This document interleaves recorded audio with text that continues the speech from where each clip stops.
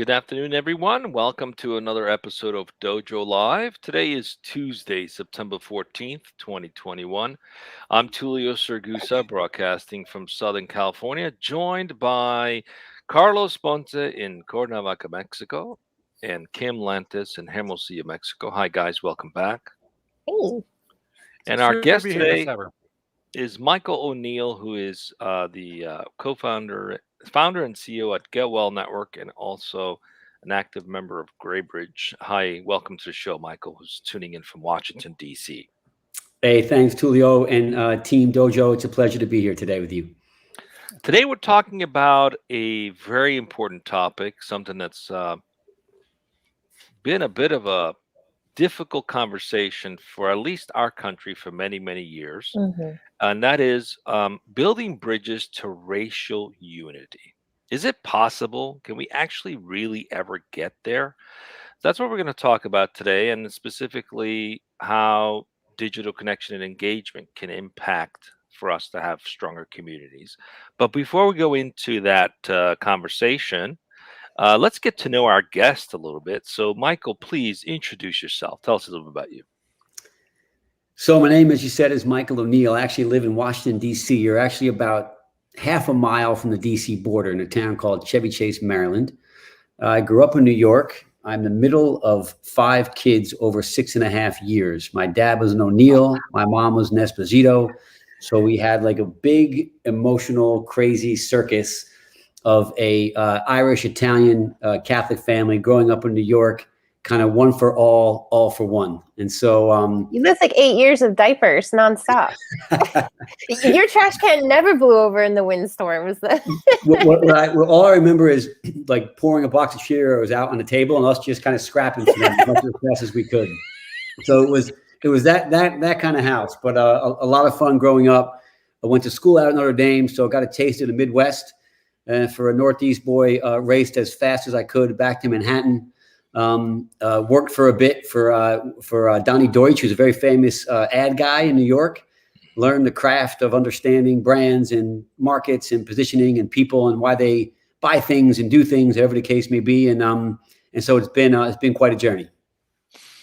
Thanks for the introduction. As I was hearing, I was like fast forwarding, thinking my little one, this is how she's going to introduce ourselves growing up in a half Jewish, half Christian, half Italian, half Irish household. That's going to be something to unfold at that point when she grows up, right? So tell us a little bit about GetWellNetwork and Graybridge.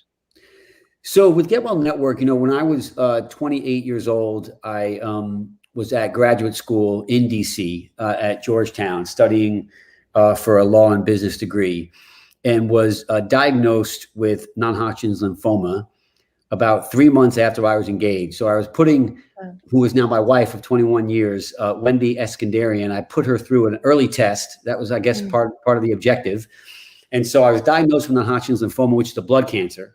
And I went through a bunch of surgery and chemotherapy and a lot of kind of cancer club craziness, and came around it was in the spring, came around in the fall with a bald head and about 10 pounds lighter from my treatments, and had 1 more year left in grad school, and decided to spend the limited talent that I clearly have and any time that I clearly had left, if you will, on figuring out how to make it better for the next person up. I had a wonderful medical outcome, but a far less than wonderful experience from a patient and family standpoint, and decided that we felt there was both a need and an opportunity to take technology and to find a way to embed it into the healthcare process to help people take a more active role in their health journey. And that mission really became the company GetWellNetwork that I launched on August 1st of 2000, which I know sounds like eons and worlds and lives ago, which it is.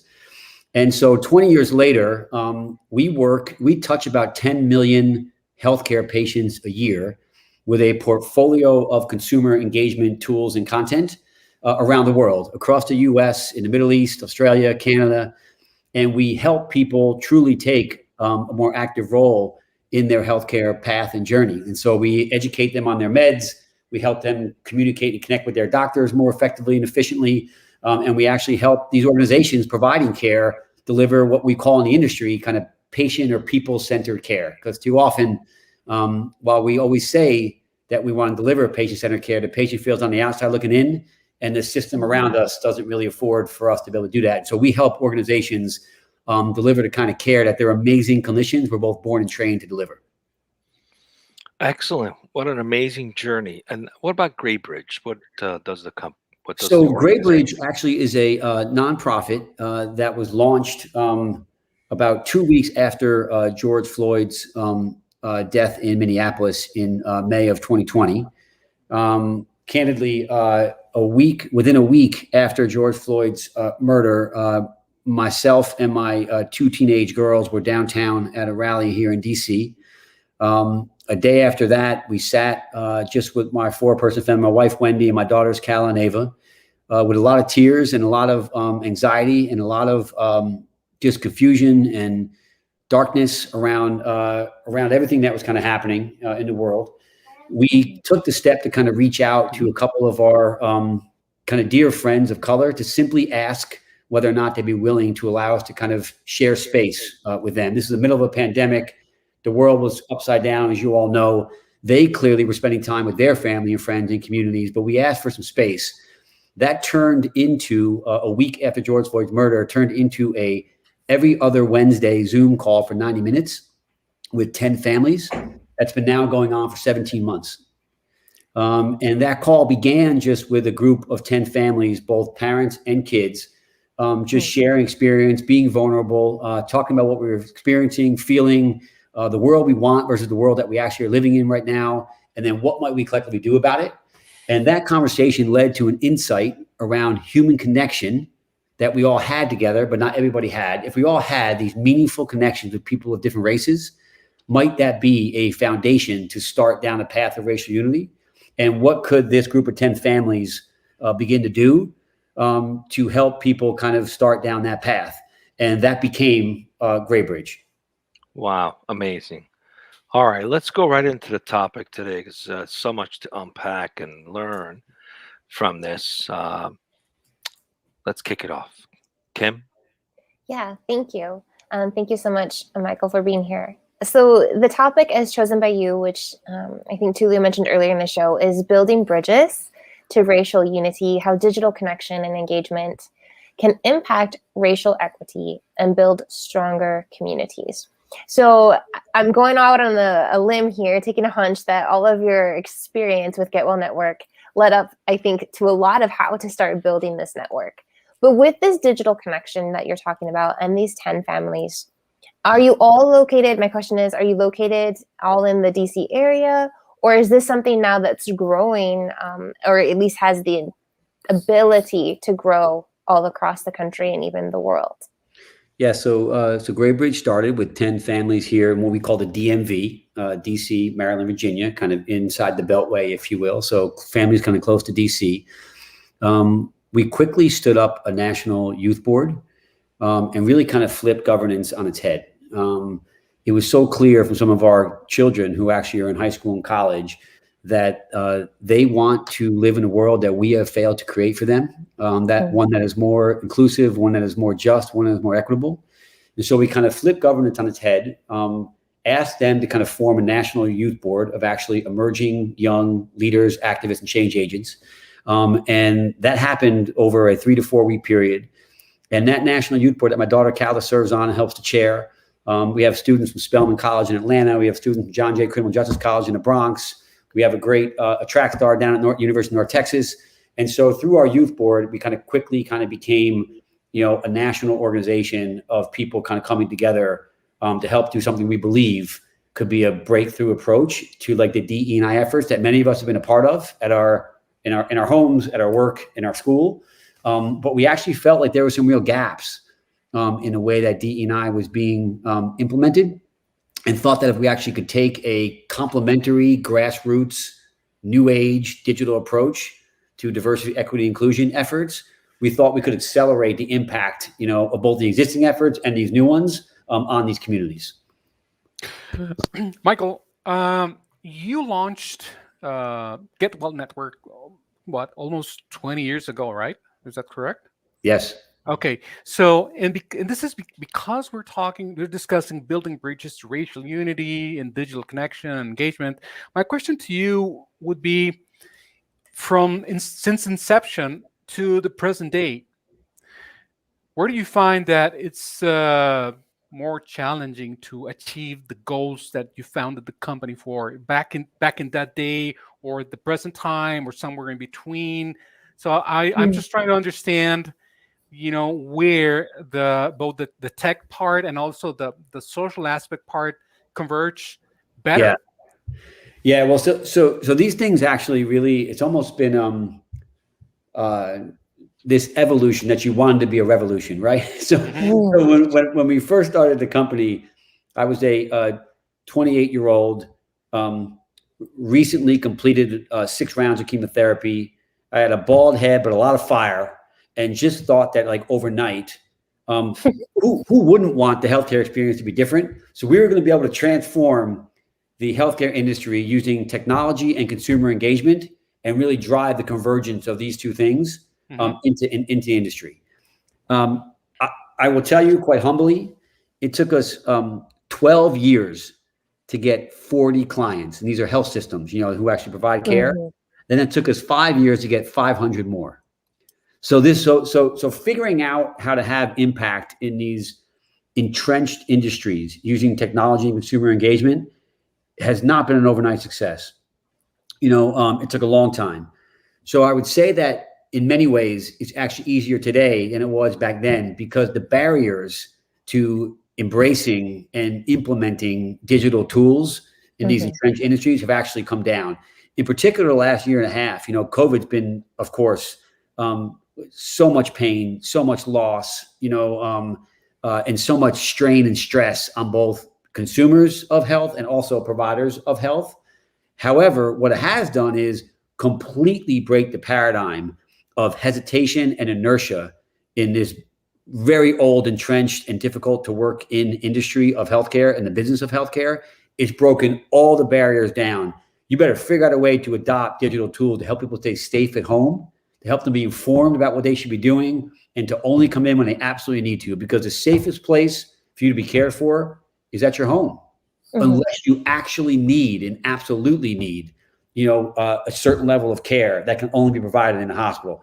And so I will tell you that it's easier today than it is in the past for those reasons.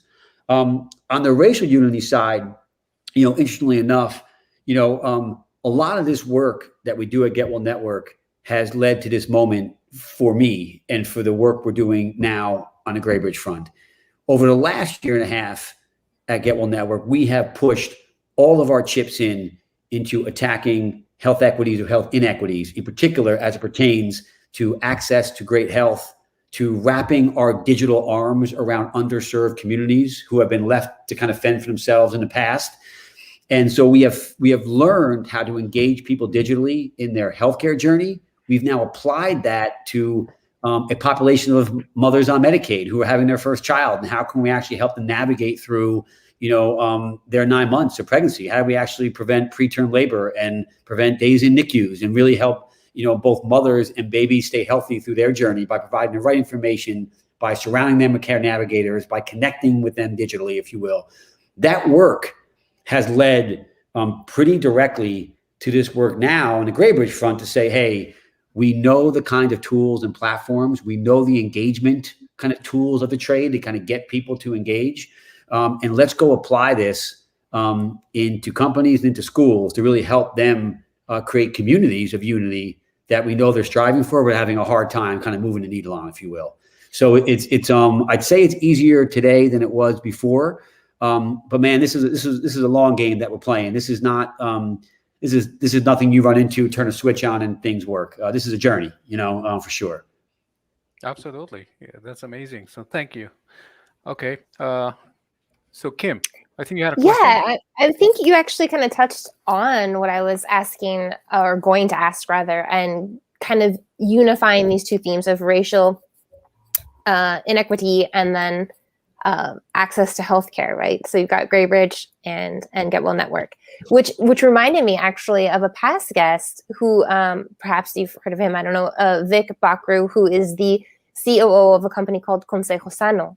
And so what they kind of do in line, I think, with what you're doing, is help other people better understand, I think, their Medicaid and Medicare, right? Particularly like cross languages and things, and age gaps, and also, so I think it's you guys could probably make another network here. For sure. And we've even had conversations about that inequality in the finance world as well. So perhaps with some of the conversations you've had at Graybridge, what have you seen? What have people shared with us about the differences in perhaps the treatment that they're receiving in the medical world? Yeah, so let me kind of share a little bit on both sides of this. So on the GetWell world, what we're being asked to do these days by large healthcare providers and payers who are responsible for large underserved populations is to, we get a panel of 1,000, 2,000, 3,000, for example, again, mothers on Medicaid, for example, right?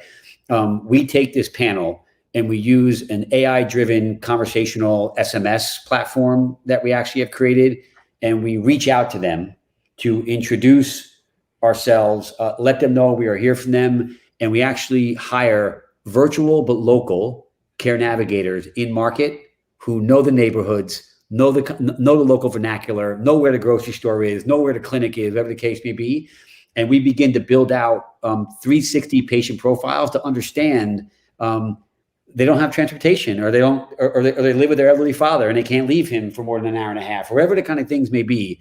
When we know holistically what a person's situation actually is, what they call in the industry social determinants of health, when you reach out and talk to people and you understand what they're dealing with from both an opportunity and challenge standpoint, you can really help to begin to give them the kind of access to care they need to have the very best outcome for themselves.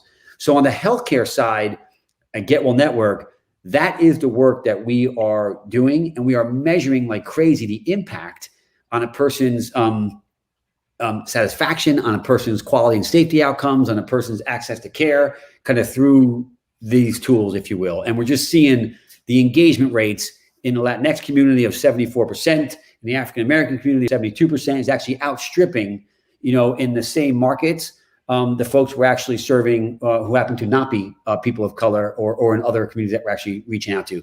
So we're seeing some tremendous success in understanding how to place local, high trust, knowledgeable people in market, arm them with tools, do the outreach, and pull people in. That's on the healthcare side.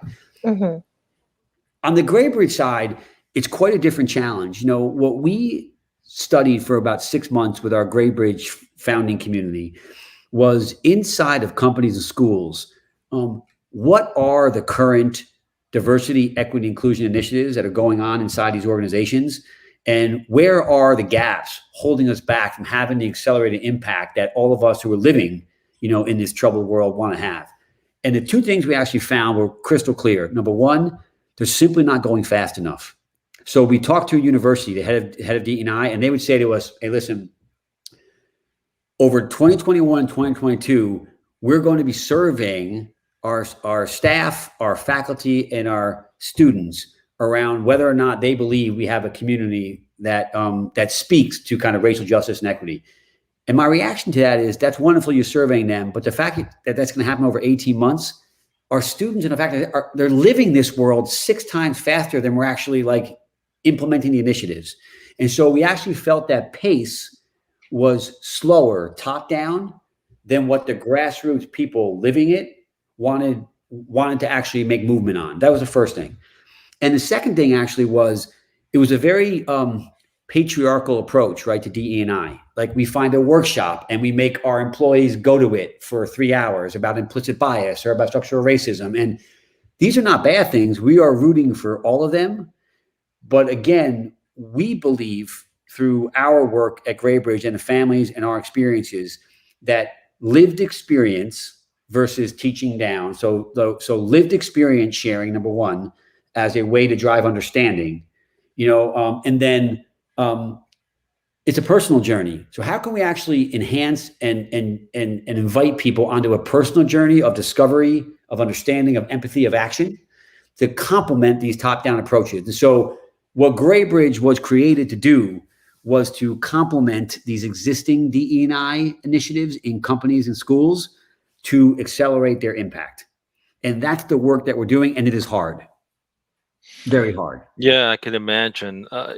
Education plays a big role on both sides, right? Yep. It's learning what is it that you don't know, that you're not aware of, that you can't connect to, Yep. as someone potentially who's never experienced racial inequity, right? Yep. You just don't connect to it. It's like, I don't get it. Well, Yep. you're not going to get it just theorizing or reading a book. You're going to have to speak to people who can share with you real life experiences. Exactly right. And even then, you can only get to a place of sympathizing, empathizing, but you never really understand it fully because you didn't live it. So there's a big challenge, obviously, there to do that. What are you finding? And my question is, how is that being? How's that gap being bridged? Yeah. Is it clear? I mean, that to me, that seems to be the bigger gap, right? Yeah. Is one is educating what is available to you if you're of color or if you're a minority, et cetera, right? It's educating you to be able to operate and have access to all the things that everyone else has access to, right? The other is educating why that happened to begin with, why that Yeah. inequality happened to begin with, where that bias happened to begin with. And is that the bigger gap? I'm just curious what's being done to address that.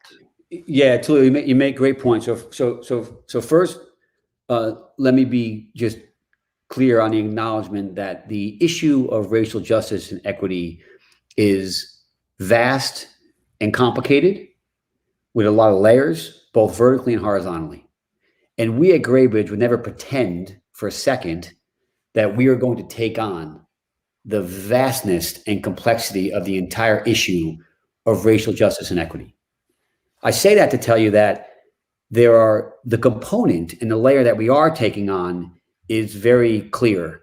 And that is, our thesis is, if we can help you create a meaningful connection with a person of a different race, that meaningful connection will be a spark that leads to more understanding, more empathy, and more positive action in your community. So the first thing I would tell you is, this is the slice of this really complicated, or this piece of the really complicated puzzle that we believe we can have a big impact on. Now, I say that to kind of say, when it comes to the education, the content that we have on our app, we are moving aggressively towards exclusively lived experience content. Not because we don't think that people need to ultimately understand the past and the complexities of structural racism and implicit bias, and things like this. But that's not what we're going to take on. What we're going to take on is, we're going to teach you about those issues, but we're going to do it through the lens of lived experience, so that we don't get caught up in the argument, the inertia of what exactly should be taught. It's not that we don't care, but for our purposes, we just want to make sure that me as a 50-year-old on a white male, let me spend some time listening to and hearing from the lived experience of people that don't look like me, who have very different backgrounds. Number one. Number two, with that common understanding that we are now going to have through these initial we call them discover modules. Now we're actually going to challenge you. We have these 3 connect challenges and we have a pilot going on in the fall with about 1,000 people across 10 organizations. So you've just completed these 6 discover modules, and now I'm actually going to give you 3 connect challenges. I'm going to challenge you to connect with people that don't look like you.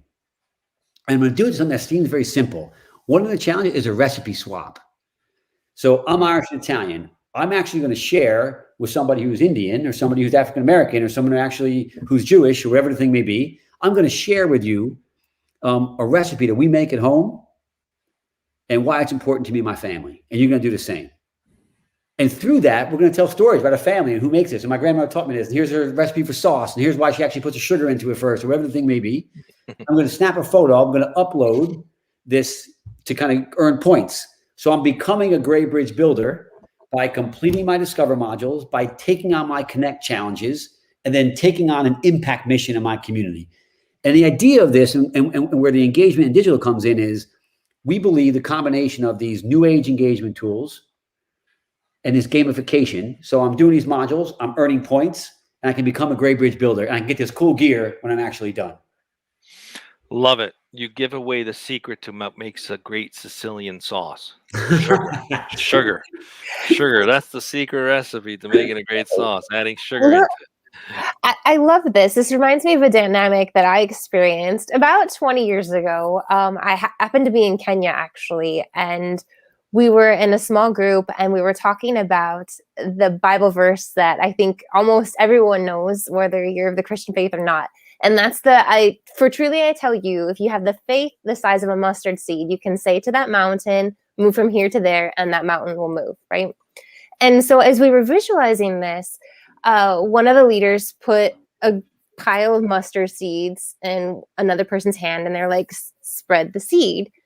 And so this was on one side of the room, and then the other side of the room, they did the same thing, but added a different tip. And so on the one side, this person is taking a single seed, kind of struggling to get a hold of it, and hand to hand to hand.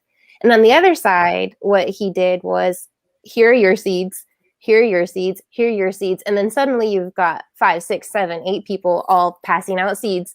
Yeah. And clearly that half of the room, everyone had their seed much faster. And so this is what I see Graybridge is doing with this personal connection. Like, let me share my story, and now here's these stories, and here's these stories. And instead of just having this, like you mentioned earlier, this top down saying this is the history, this is the way it needs to be done.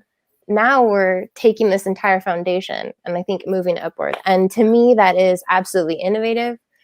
Kudos for that.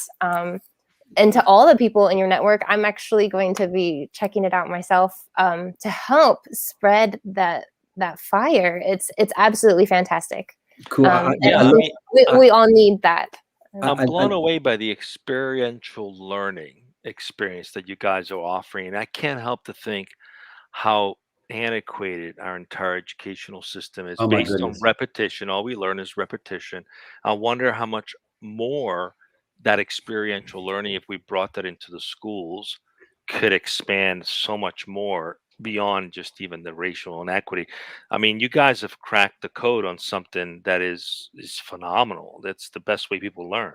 Oh, Tulio, it's so fun. I have, I know everyone thinks this about their children, but I have this remarkable 18-year-old daughter who finished her freshman year in high school at the very top of her class and decided to leave that school and go to a new age startup school that by design was fully integrated, global in its approach and experiential. You know, knowing full well that it may ruin her chances to get into some colleges that would take the traditional, she doesn't even have grades, right? But to watch she and her cohort of kids who took the leap to do this for 3 years, she's a senior now at the school in DC, to watch the way they think about world issues, the way they collaborate with actually others, both in the school and outside the school.